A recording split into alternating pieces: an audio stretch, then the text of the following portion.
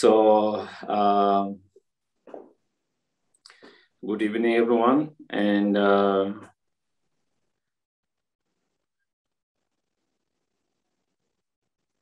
today's topic, I think, is one of the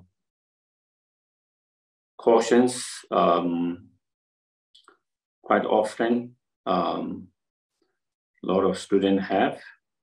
And also it was forwarded to me to suggest if I can talk on that, because quite often a lot of students have that questions. And the question was, when we train or practice, meditate on equalizing and exchanging self with others as a method to cultivate the awakening mind of bodhicitta, and within all the negativities and problems of others, wouldn't it arrive on me if I practice that? And for some people, they have fear of doing that practice, the Tong-len practice, part of it, which is equalizing exchanging with others. So I think that is the cautions, and we'll discuss on that. And first of all,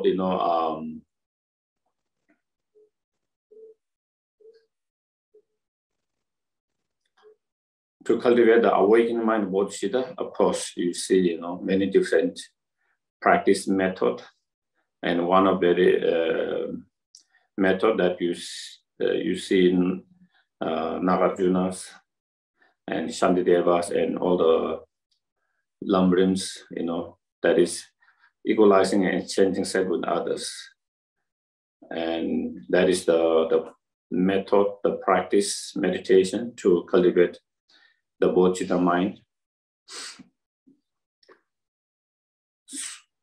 So what does that mean? It means exchanging our attitude. At the moment, we have too much selfish attitude, too much self-centeredness, and very little love, compassions, which are the cherishing thought for others or cherishing attitude for others. It doesn't mean we don't have, but we have very little of those. Very small, very little of sense of cherishing for others, but we have very, very strong, very, very strong sense of cherishing, very, very strong of self-centeredness or selfish attitude. And because of that, that is why we are unable to develop loving kindness, compassion, bodhicitta mind. True love, compassion, bodhicitta mind. And also that is why we suffer so much, We get affected by even small things. Even just by the way people look at you, even just by the way people talk to you, we get disturbed, our mind gets disturbed. Feel that person is disrespectful and so on, and it hurt us, and then that become painful, and then we react. And it is all of that due to that kind of strong selfish attitude, strong self-centeredness, strong self-important, and so if we can transform and that kind of attitude, instead of too much strong selfish attitude, if we can transform into a cherishing thought for others, then it wouldn't affect other people's actions and behavior, wouldn't affect us so much where it become very so painful and hurtful. And of course, also it will, if we are able to cultivate the strong attitude of cherishing for others, then that will allow and help us to develop true love, compassion, and bodhicitta mind. So that is what it means by exchanging, equalizing, exchanging self with others. That means changing the attitude. At the moment, we are too much cherishing ourselves and totally neglecting others, ignoring others. And now we transform and change that attitude to have more cherishing thought for others instead of neglecting and ignoring others. Instead of cultivating a strong sense of attitude that cherish others and well-being of others.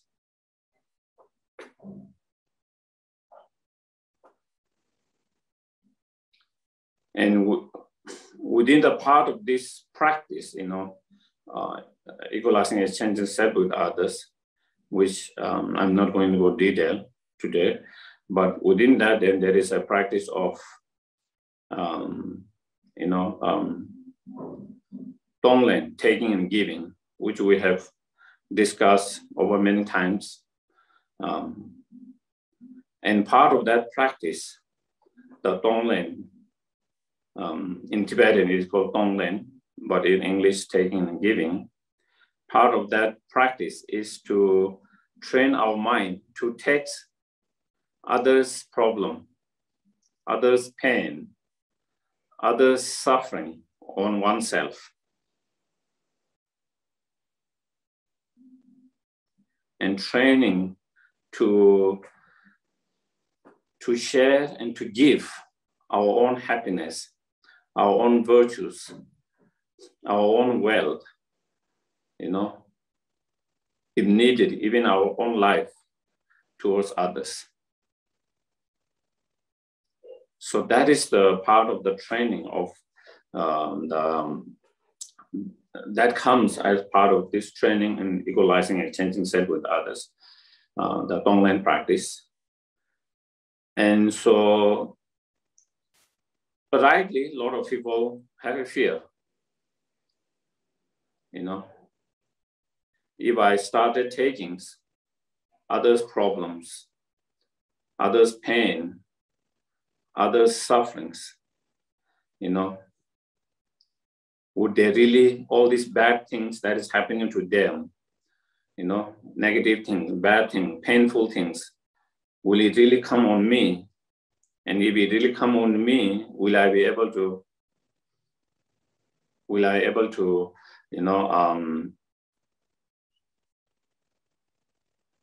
handle it, deal with it?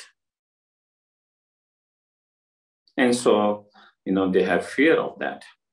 And sometimes they have fear of doing that practice. And if I started giving my own virtues, my own happiness, my own wealth, or even my life to others, again, will I be able to deal with that? Can I manage that? Because at the moment,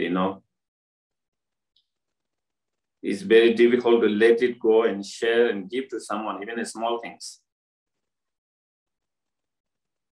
We are fearful of, sharing and giving, even the small things.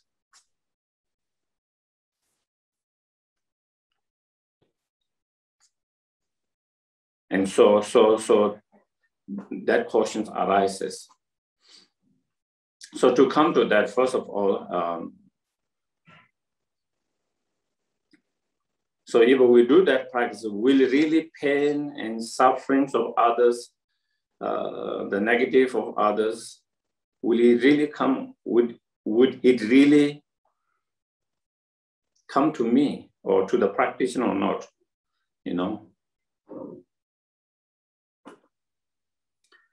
That is a big questions, $1 million questions.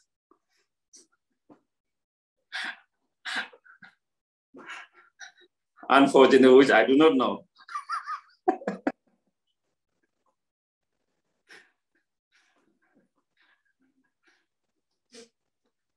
And that is why it is $1 million questions.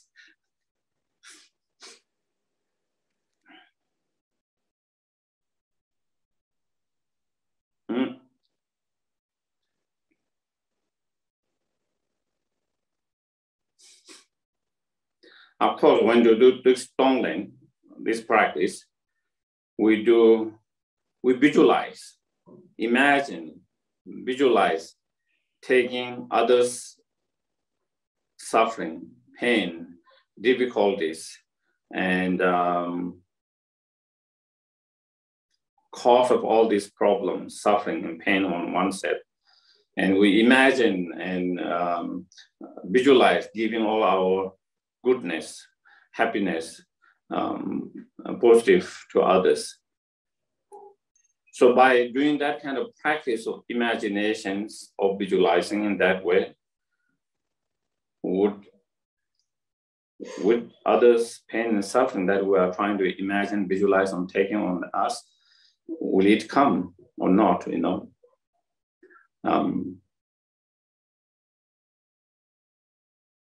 it's very unlikely that others' pain and suffering will come on someone like that way.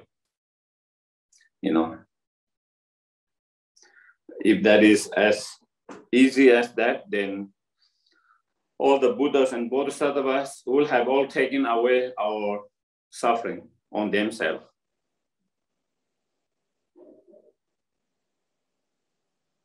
So we wouldn't have any suffering anymore.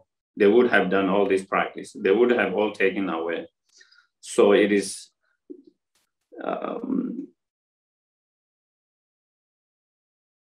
when we talk from karmic point of view, it's impossible to take someone's suffering on yourself.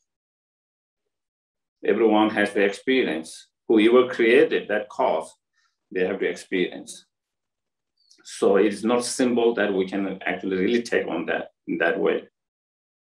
But in certain situations, in certain circumstances, there is possible that someone can,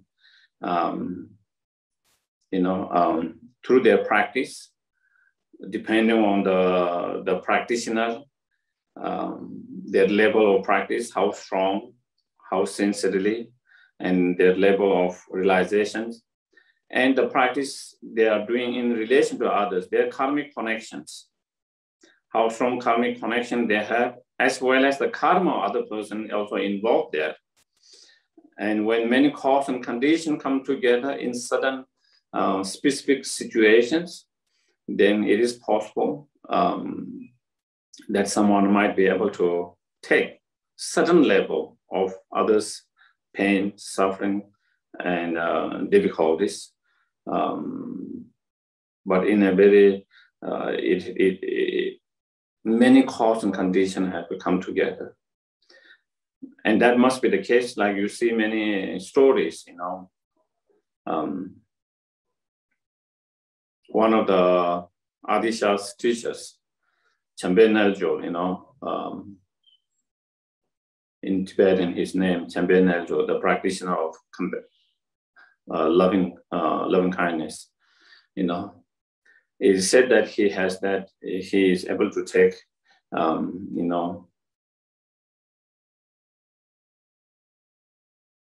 the suffering of others to certain degrees, you know.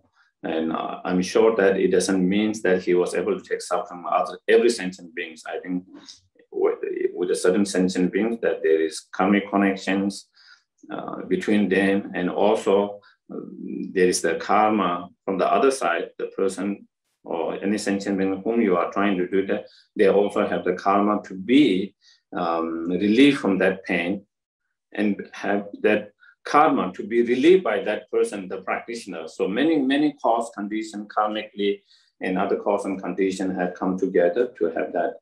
So in general, you know, it is not possible to really take on others' suffering in that way. But even though that is a fact, when we do practice the Tong-len, we should practice with a sense of mind that as though they might really come on you, and then your willingness to experience that if it comes from that. If I think, oh, I'm trying to visualize taking their suffering and their suffering is not coming on me, then their practice is not effective. Then it's just like a fooling yourself.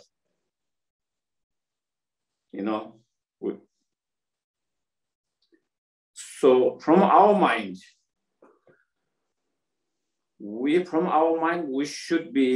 there should be the willingness or the courage. When I do that imagination, visualization, and if those problems and suffering do come on me, arise on me, I'm going to happily experience it on behalf of them, so they don't have the experience. That kind of strong confidence, courage, the willingness should be there in order to become the practice powerful.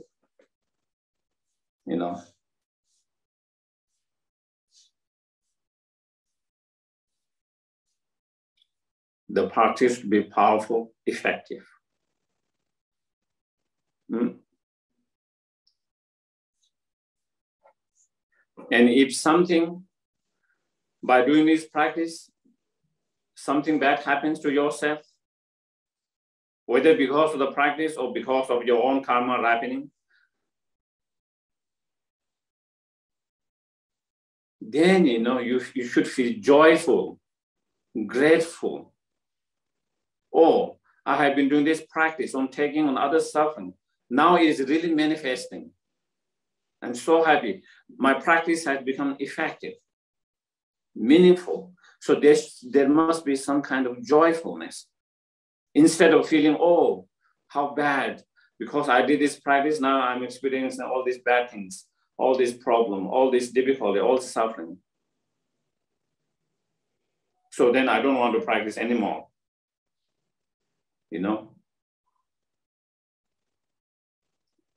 And that kind of attitude, that kind of feeling can arise when you practice thinking that suffering will not come on you, even though I'm doing this visualization, imagination, but the suffering will not come on me. When you have that kind of mindset on the background, and when you do practice, and if something happens, then you will have that kind of reactions, response. But when you do practice, even though in reality, as I said, is extremely rare to take other suffering on oneself, but thinking, if it does, that your mind should be willing. From the devil, your mind should have that willingness, the courage to take on yourself without any hesitations if it does come. And if you have that kind of strong confidence, courage, willingness, and if something happens, instead of feeling fearful, instead of feeling scared, instead of feeling having a negative thoughts towards the practice itself, you will feel so joyful and grateful. And that is what true practitioners of such practice, when they do effectively, truly, that is how they really feel. And so that is why you see,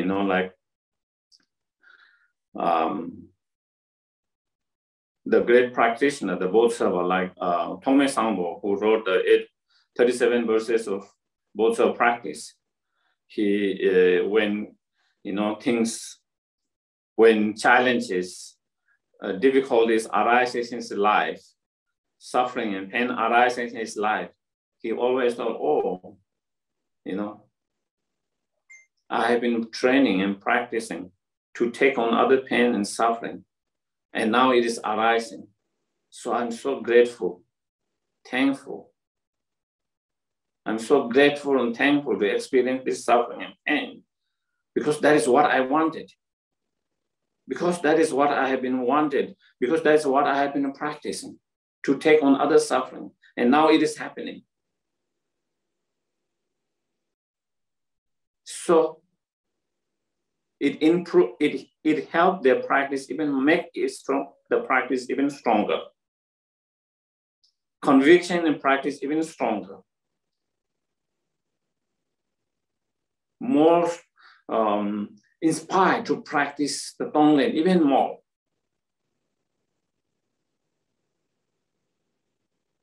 So that is the I think that we have to keep that in mind. You know, I think, and it's not easy, isn't it, to have that kind of attitude. It's easy when you think, you know, oh, the suffering is not going to come, but I'm going to do these visualizations, imaginations, this Tong-len, isn't it? Because you know it's not going to come and you are just kind of visualizing and imaginations. We are not fearful of it. It's easy to do the practice. There's less, your mind is less hesitant and less fear of that. But when you are trying to do that, it might come, the problem and suffering might come. And if it comes, I'm willing to take on that on behalf of others. With that, then they might have a little bit of fear for some people, you know. With that attitude, when you do that, then there could be some little bit of fear. And it's good sign. It's good sign because you are trying to practice seriously, you know. Having little fear is good sign because, you know, and so the practice, we do that practice to overcome that fear, you know. And to overcome that fear, we should have the courage, you know. By me experiencing their suffering, and if they are free from their suffering, that should be worthwhile. Because that is the Bodhisattva's path. That is the Bodhisattva practice. And that is what I'm trying to practice.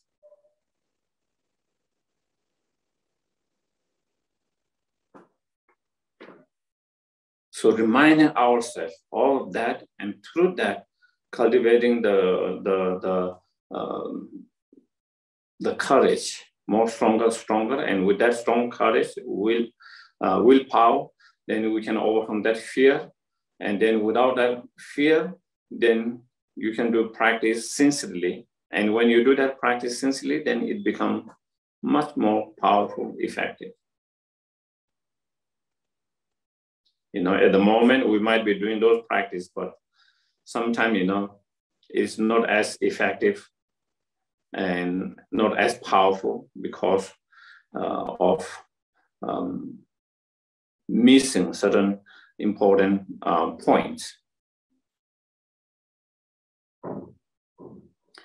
And because of that, you know, that is why, like in many lojongs, including Shantideva's, you know, they say this practice as secret instruction. Sometimes you see that this practice has been secret. And because it is, not anyone can do easily without that kind of fear and so forth. Because it requires a lot of courage, a lot of willingness to take on suffering. If it really comes, I'm willing to take on it. I will be happy to do that. That kind of attitude, you know. And so, therefore,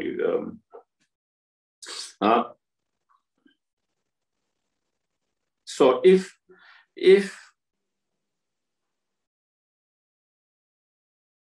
as I mentioned at the very beginning, in reality, it is extremely rare and difficult to take other suffering and pain on oneself. even when you have that kind of willingness and courage to take on others and willingness to do that, even when you have that kind of willingness, even when you have that kind of courage, still it will be very difficult and rare to take others' suffering and pain on oneself. If that is the case, then what is the point of doing this practice? One might wonder, what is the point of doing practice? That you are trying to take on sufferings and problems, pain of others, and the cause of those pains, sufferings on yourself, all the obscurations. What is the point of that if we cannot really take? The point is to really feel as though you are taking, and the willingness to take, the willingness to experience suffering on behalf of others so that they don't experience, the willingness to experience their pain so they don't experience. When you practice and when you develop that, and when that attitude, when that mind becomes stronger and stronger, your sense of love, compassion becomes stronger and stronger.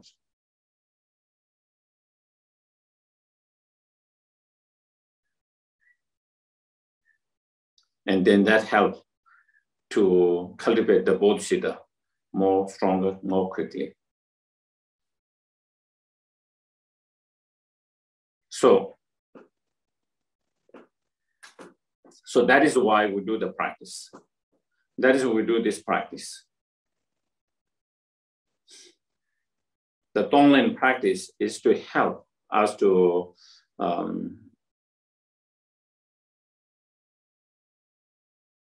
cultivate and make stronger our loving kindness, compassion, and bodhisattva mind.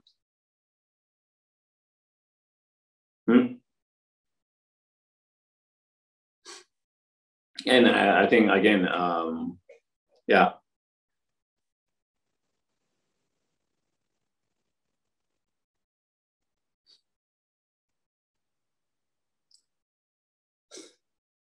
It's training your mind. At the moment, we are fearful of one small pain, one small suffering, one small problems, difficulties, Forget about others, even our own problems. We are scared of our own problems. We are scared of our own fear. We are fear of our own problems, pain, suffering, and we try to kind of run away from it or avoid it, escape from it. And when we are unable to escape, while we want to escape, we want to avoid, while we are unable to avoid, then it becomes even more painful. It becomes even more painful. When you are trying to avoid something and you are unable to avoid it, it's even more painful.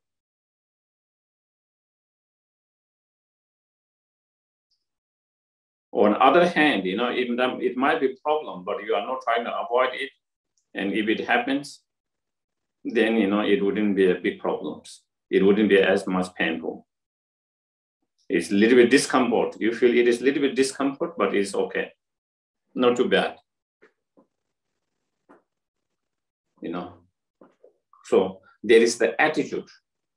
There is that kind of different attitude lead to different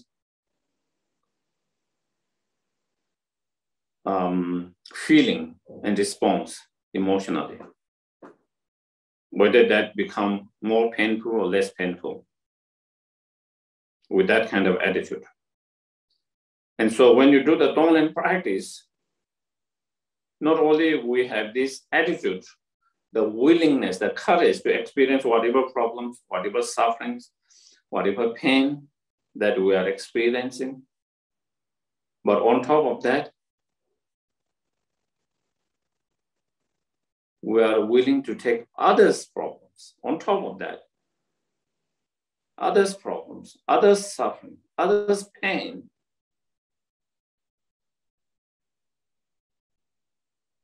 And you wish others' pain and suffering and problem arise on you, not only you wish, then you actually feel as though it is arising on you.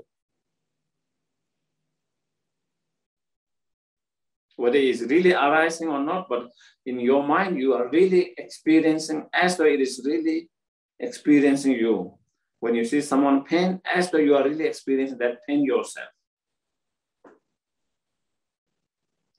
And then to help that practice, we do visualization to help that, to feel that.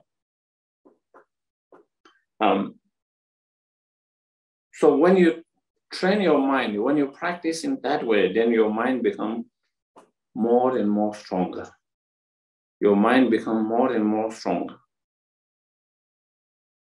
Your mind becomes more and more courageous. Your mind becomes more and more powerful to deal with any kind of problem, any kind of challenge, any kind of pain, any kind of difficulty.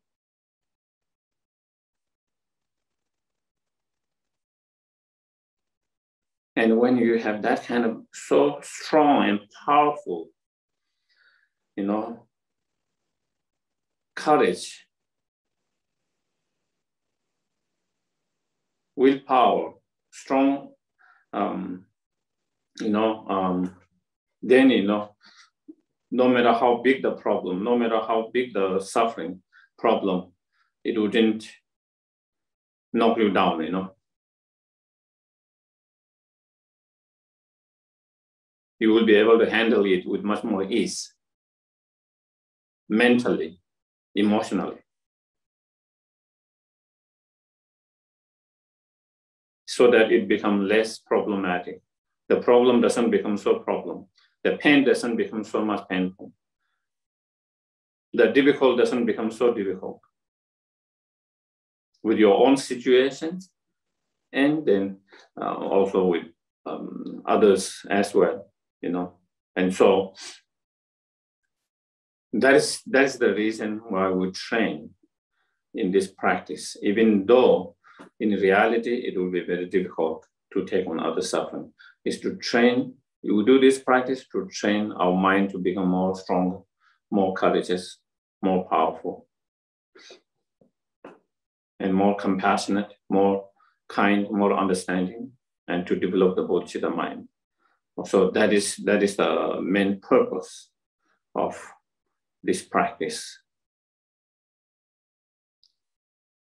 So generally, you don't have to be so fearful of when you do this practice of others' suffering, others' pains, others' difficulty coming on yourself. But when we do practice, we have to do it as though they will come. And that if it comes, that you will be happily be able to accept it in order to relieve their suffering, in order to relieve the other person's suffering and pain, that you will be willing to take on yourself. So you should have that much of courage and that really feeling that if it does happen, you are willing to do that. And so then, as I mentioned, then the practice becomes much more effective and powerful, and really help us to develop stronger compassion, stronger loving kindness and bodhicitta, which is supposed to be because of this practice. As we do more and more, as our practice gets better and better, okay, with that. So I think with that, maybe I might have said much. So again, maybe I will take some questions. Question, comment? Anyone has question, comments? I think there might be one. For some time, I have been practicing Tong-len on troubled young person. In the past few days, however, I've realized that I have resentment, not for harm done to myself. I've realized that I have resentment not for harm done to myself, but to my children in the past. I feel I'm approaching the practice with an impure heart, and that I'm, as you say, fooling myself. Would it be better to discontinue the practice and work with my own resentment, or try to overcome my resentment within the practice? I think if we can combine the practice while doing the Tong-len practice and trying to overcome the resentment, then I think it will be good. But still, if you struggles, then maybe for short term, maybe you can stop practicing the Tong-len and maybe focus on the resentment, trying to deal with that. But I think if you can bring the Tong-len practice, itself to overcome the resentment,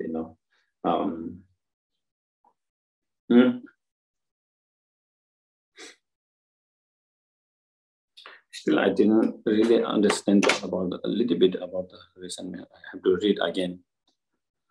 I've realized that I have resentment not for harm,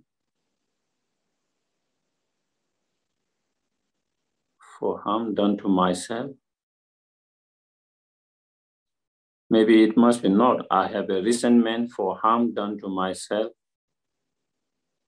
not for harm done to myself, but to my children in the past.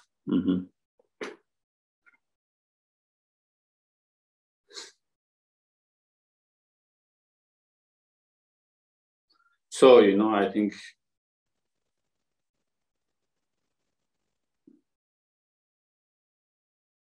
here, maybe you could start with doing Tong-len practice to yourself, starting with yourself. Tong-len practice with yourself to overcome that resentment, and so that we can have more compassion for oneself.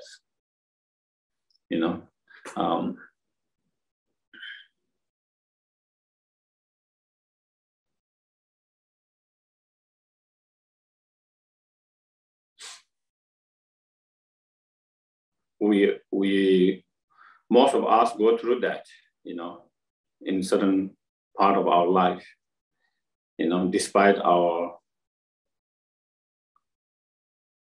best thoughts, sometimes due to not mindful, sometimes due to the delusion being too strong, we might hurt others, harm others, be it our children, be it our parents, be it our friends, and so forth, And later we realize that, and then we might have a resentment, for having harm whoever the harm is done. And so then we might have a bad feeling and resentment towards oneself. And so, and having a regret, positive regret is different than having a resentment. Having a positive regret and is recognizing that something that we have done was not right, and having that regret and wanting to change that, even though we cannot change the past, but at least we can try to change ourselves from continue to behave in such a way that harms. And so therefore, and so with that, then, but the resentment is, not a healthy, and so we have to overcome that, and to overcome that resentment, then one need to have more compassion, more kindness towards the object of resentment. So if the resentment towards oneself, then to have more compassion, more kindness to oneself. If the resentment is towards someone, trying to feel more compassion and more kind, more understanding. So whether it's the objects ourselves or others, we have to recognize and accept we are ordinary being, whether it's yourself or others, the object of resentment, whoever that person is. We have to understand that we all are ordinary beings in samsara, controlled by our own delusions. You know, if we really understand that deeply, then, you know, it is much easier to forgive. It's much more easy to forgive for the mistake, to the harm, the hurt that whoever did. But when we have this kind of not understanding that, and when you feel like that they have total control, whether it's you or others, total control to hurt or not to hurt, to harm, not to harm, despite that total control, they decided, either is oneself or other, they decided to hurt and harm someone. So when you feel that, then it is much more difficult to forgive and not to feel the resentment and anger. You know, it is like you had total control on you and still you decided to hurt and harm. On the other hand, you were ordinary beings and you had not control, your anger overtook you, you lost the control, and therefore you hurt and harm someone. Or your ignorance control you, overpower you, and thereby you hurt and harm someone, or someone else did that to someone else or yourself.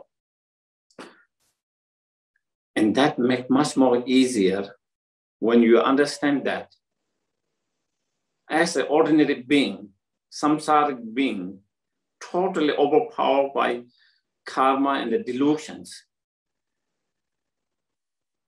And because of that, that's why we all human beings hurt each other, harm each other. When you understand, then it is much more easier to forgive and feel compassion. If you don't understand that, most of the time, don't we feel that way? You know, he or she has the control. He or she could not do that, but he or she did that, isn't it? Don't we feel that way? And when you feel that way, he or she do not have to do that, but still she or he decide to do that, then it becomes much more difficult to forgive and feel love and compassion. And so I think by understanding that, then trying to be more, to have that kind of more understanding, and that help to be more forgiving and therefore more loving, compassion, and through that, then we can overcome the resentments. One way of doing it, of course, there are so many different ways of dealing with the resentment itself. So here, if you are combining with the Tong-len, and then as we take the resentment, you know, as we breathe in, as we visualize, as we breathe in, you visualize taking all the resentment, all this negative energy that we are dealing with, and then with that resentment, destroying our selfish attitude and transforming that. And then instead of resentment, you can visualize giving to yourself. If you are having resentment, giving to yourself, sending forgiveness, love, and compassion.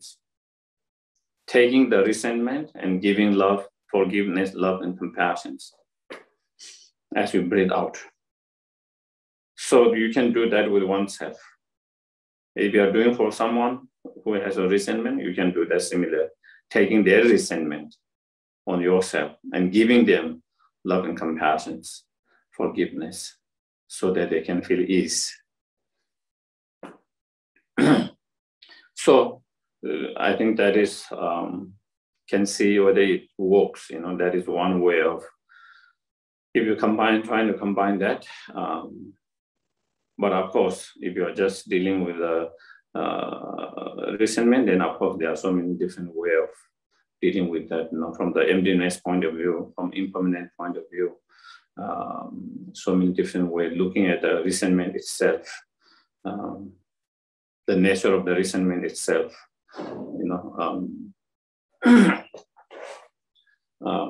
can help us to kind of reduce the intensity and gradually the resentment itself with the time.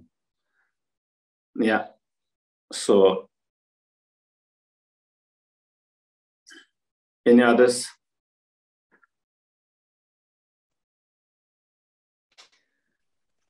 I have not received any questions, Geshe-la. Yes.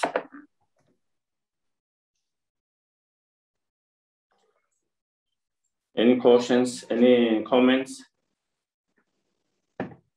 Any shares?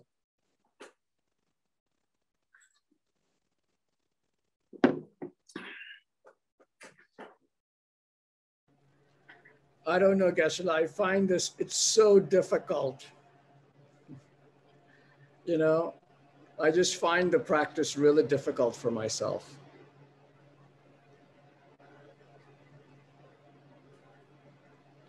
As I mentioned, I think it is difficult for everyone. If someone trying to sincerely will really, of course, it might not be as difficult as I mentioned before, knowing that I can just do visualization and imagination, but other suffering will not come on me and their problem will not come on me. With that kind of attitude, it might not be so difficult, but also it might not be so effective and powerful. But on the basis of knowing that the suffering can or will come on me, and the problem can come and from with that understanding, and with that and the willingness to do that, then it will be difficult. Then it will be, then the fear could arise. And then the fear could arise because we are already dealing with our own problems, our own pain, and now to take on all others' pain, all others' problems, unless you have a very strong mind, like great compassion, bodhicitta. If you already have great compassion, bodhicitta, then I think it wouldn't be difficult, but for those who doesn't have that and those who are just training, then it can be not so easy. And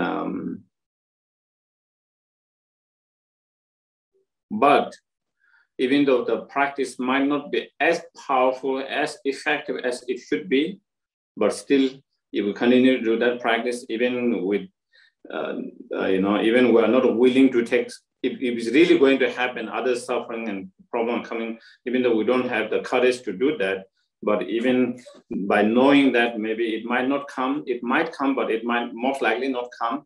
And so doing that practice can be also helpful, beneficial, even though it might not be as effective, powerful as it should be and could be, but still it has a benefit.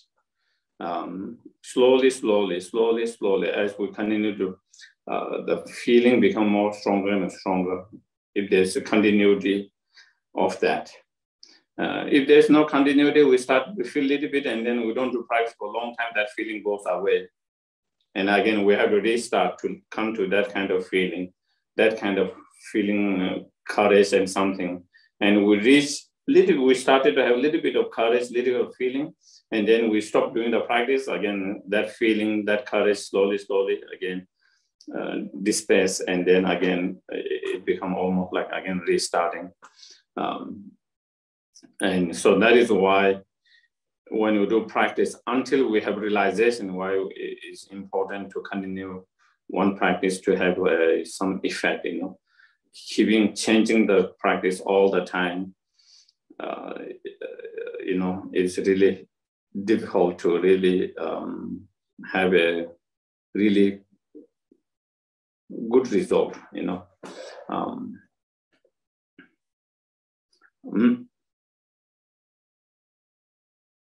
And as I mentioned, because it is difficult, that is why it is called secret. Why it wasn't, at the very beginning, this teaching was not given to everyone. You know, it was only given to those suitable disciples who have more stronger attitude, courage. Those who have less courage, it wasn't given, you know, and it is only later time that become more common to everyone, you know. That is one of the meaning that you find. You see that the word secret is relation to Tong-len and equalizing sense with in many lojons and many others, and that is what the meaning of, you know. It was given to very specific students or disciples who are more ready for that, and because not everyone might be ready for that kind of teaching and practice, you know. So that with that, it just shows that it is indeed not so easy, and it is difficult. But because it is difficult, if we live, then it can never become easy, isn't it? Because it's difficult, we have to do more so that it can become easy. If we don't try because it is difficult, if we live behind or it's too difficult, then there is no time, then you cannot come to time when it becomes easy. It's always going to be difficult. Whether it's a practice, whether it's learning, studies, you know, some subjects like emptiness, and in relation to some of the commentaries, some of them are very difficult. You read it and you don't know what they are talking about, you know. Your mind is blown up. Your mind is blown up in a sense that you are totally lost, you know. So, it's too difficult. So you don't want to read it. You don't want to study it. And then whole your life, next time you read it, it's the same thing. And you again close it down. Again, after some time you read it, it's the same thing. But even if it's difficult, if you keep on reading it, reflecting, contemplating, and maybe if you can get some help from others, whether it's a teacher, other students, discussions, or yourself reading other commentaries or other things, reflecting yourself, then maybe slowly it started to make, maybe little sense. You started to feel a little bit understanding, a little bit, not fully understanding. And then again, that gives you some encouragement and continuity, and then eventually it becomes more easier, you know. And so that is same, whether it's a study, whether it's a practice, whether it is same with our physical exercise or yoga, you know, same thing. You know, if we think it is difficult and we don't try, then it can never be easy. But if you started trying, even if it's difficult, then eventually it can lead to a point where it becomes more easier. Okay, so that is all.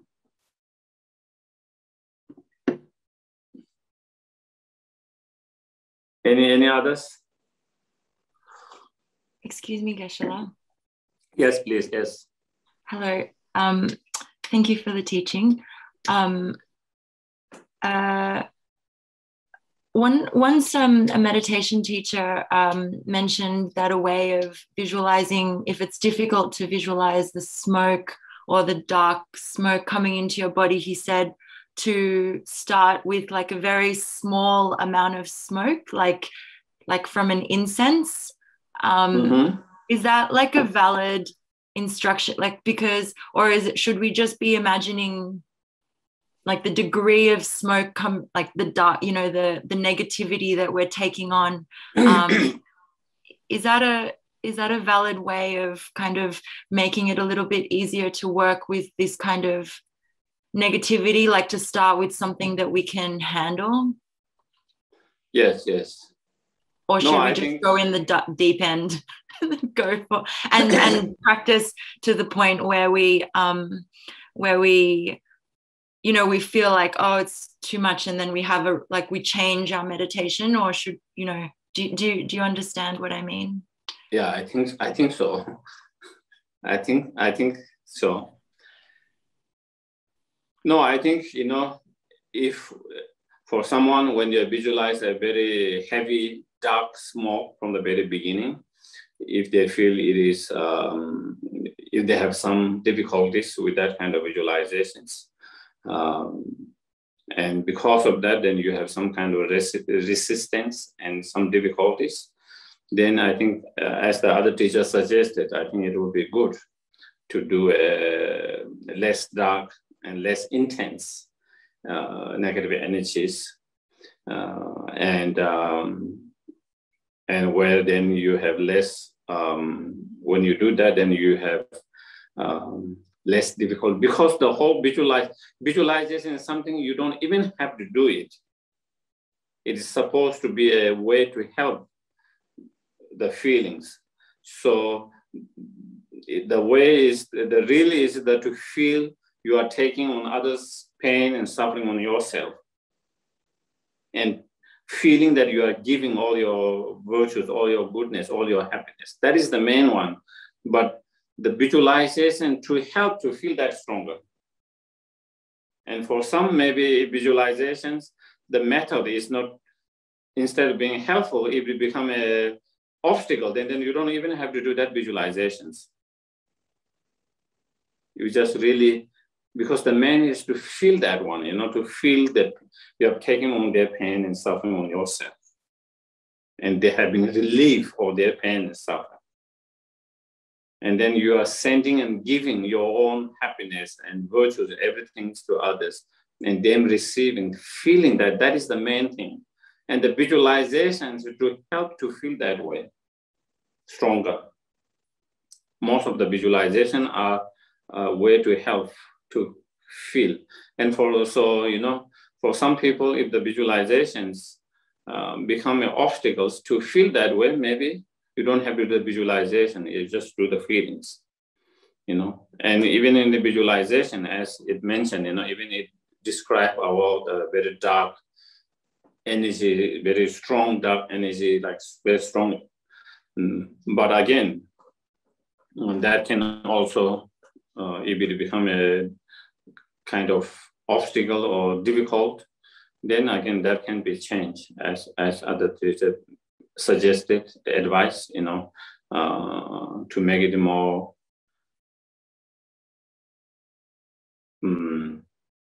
easier to feel.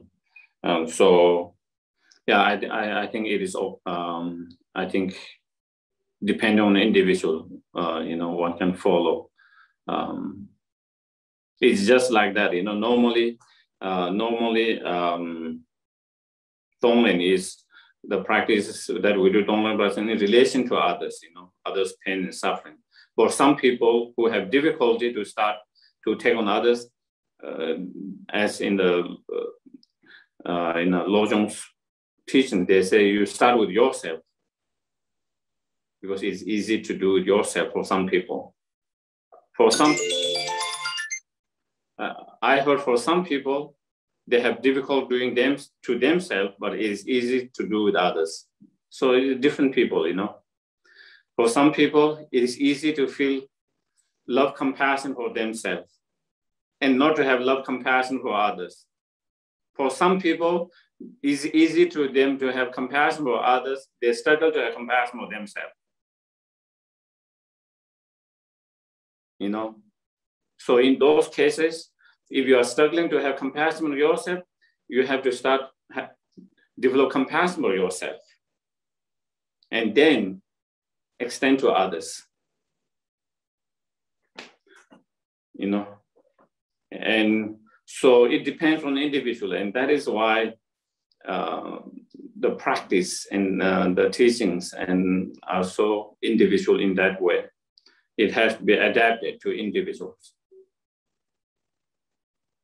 Nothing is so like fixed, and kind of rigid.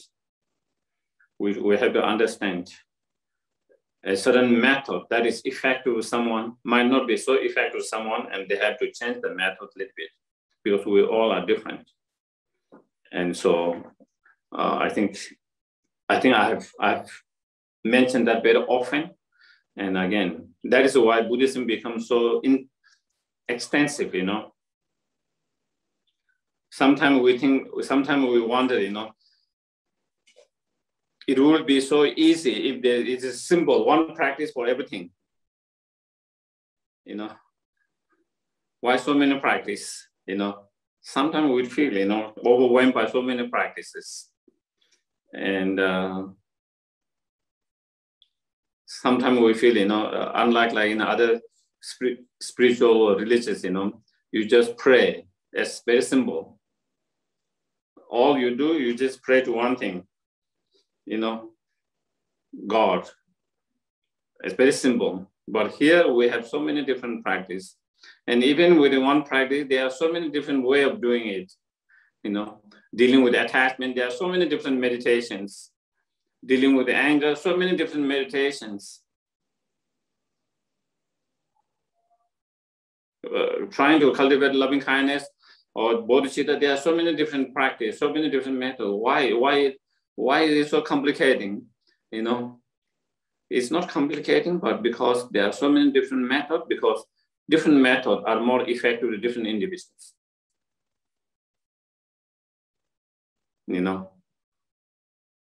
The point is we have to find which is more effective for ourselves. And then we rely on that method that is effective to oneself. And the other method, which might be more effective for others, we don't have to worry about that and be overwhelmed by that. Do you get it? And I always give an example of going in a big grocery shop, I was saying, when I first came to the States, I was overwhelmed when I went to those grocery shops to do, I just needed salt, but there's so many salt, and I didn't know what to get it, I was overwhelmed, I just, here you go to a shop and you say, give me a salt, and they give you, that is all. And there I saw so many, different prices and different, and I didn't know what, I didn't know what to get, but with the time, now I know I don't have to be overwhelmed. I know what I want, and I just go there and get that what I want. And that is same. There are so many different practices, different methods, different meditations. At the very beginning, we might feel overwhelmed, but then we try to feel which is most effective, powerful, effective to us. And then we rely on that, then you don't have to be overwhelmed by other practices, other methods. You just appreciate there are so many different methods and practice that can be effective for others. And sometimes certain practice and method effective at the moment, but later maybe you might not find so effective in certain situation, in certain time, and you find another method more effective in certain times. So you have all these options. So that is good. Okay. I think that is all today. Maybe is there one question? I don't know. When I do Tong-len, I realize how much I cherish myself. It's very scary, but very useful. I think, yes. I think that is why a lot of people are afraid to sit and reflect, contemplate and reflect, because it can be scary when we see all the garbage inside. So people like to get distracted with outside things, external things, so they don't have to look inside, so they don't have to see their garbage, And so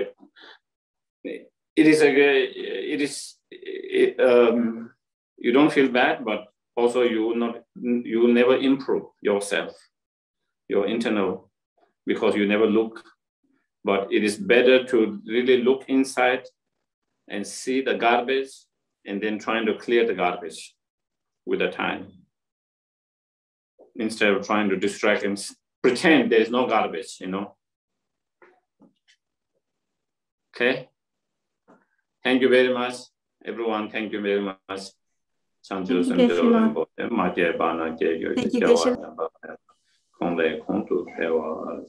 Thank you, everyone. Good night. Thank you. Thank you. Thank you, Geshe-la. Good night. Thank you. Thank you.